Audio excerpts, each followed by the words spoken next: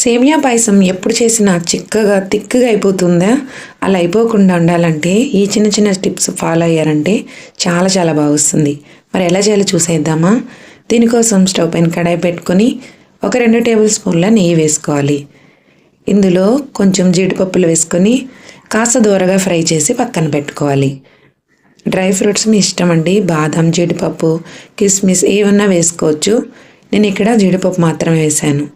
ఇప్పుడు అదే నెయ్యిలో 1 కప్పు వరకు సేమియా వేసుకొని మంచి గోల్డెన్ బ్రౌన్ కలర్ వచ్చే వరకు ఫ్రై చేసుకోవాలి.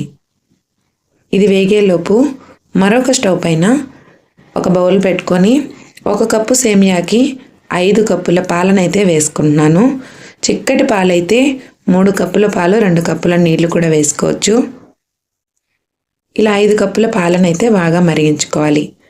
అవి మరిగేలోపు ఈ సేమియాని ఫ్రై చేసి ఒక ప్లేట్లోకి అయితే తీసి పక్కన పెట్టేసుకోవాలి. పాలైతే బాగా మరిగిపోయాయండి, చూసారా? ఇలా పాలు బాగా మరిగిన తర్వాత ఇందులో అయితే ఒక సగం గ్లాస్ వరకు పాలను తీసి పక్కన పెట్టుకుంటున్నాను. ఇప్పుడు ఇందులో మనం వేయించి పక్కన ఉంచుకున్న సేమియాలని వేసేసుకోవాలి. ఈ సేమియాల్ని ఒక 5 నిమిషాల పాటు బాగా ఉడికించుకోవాలి. సేమియాలు బాగా ఉడికిన తర్వాత మాత్రమే మనం పంచదార వేసుకోవాలి. ఈ సేమియాలు ఉడికేటప్పుడు మనకి పాలలోకి కొంచెం పిండి పదార్థం అనేది రిలీజ్ అయ్యి పాయసం అనేది మనకు చిక్కగా అయిపోతుందండి చల్లారిన తర్వాత. అందుకని పాలనైతే కాస్త పక్కకు తీసి పెట్టాను. చూసారా, సేమియా అయితే మనకు బాగా ఉడికిపోయింది.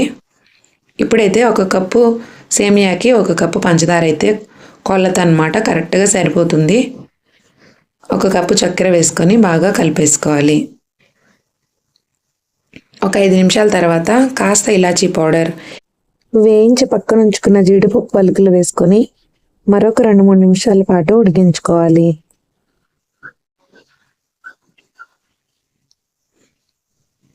సేమియా పూర్తిగా ఉడికిన తర్వాత స్టవ్ ఆఫ్ చేసేసుకోవాలి. ఇంకా ఫైనల్గా మనం పాలు పక్కన తీసి పెట్టుకున్నాం కదా, వీటిని అయితే ఈ పాయసంలో యాడ్ చేసుకోవాలి. ఇలా లాస్ట్లో కాంచిన పాలు వేసుకోవడం వల్ల పాయసం అనేది మనకు చిక్కబడకుండా ఉంటుంది. ఎందుకంటే పాలు పక్కకు తీసాం కదండి, దాంట్లో మనకు స్టార్చ్ అనేది, సేమియాల నుంచి రిలీజ్ అయిన స్టార్చ్ అనేది మనం తీసి పెట్టిన పాలల్లో ఉండదు కాబట్టి. ఈ టిప్స్ ఫాలో అయ్యి చేశారంటే మీకు ఎప్పుడు చేసిన పాయసం అనేది కరెక్ట్గా ఉంటుంది, చిక్కబడిపోకుండా ముద్దగా అయిపోకుండా. ఎంత టైం అయినా కూడా చాలా చాలా పర్ఫెక్ట్గా ఉంటుందన్నమాట. ఈ వీడియో నచ్చితే ఒక్క లైక్ ఇవ్వండి ఫ్రెండ్స్. కొత్తగా చూసారు మన ఛానల్ని మిస్ అవ్వకుండా సబ్స్క్రైబ్ చేసుకోండి.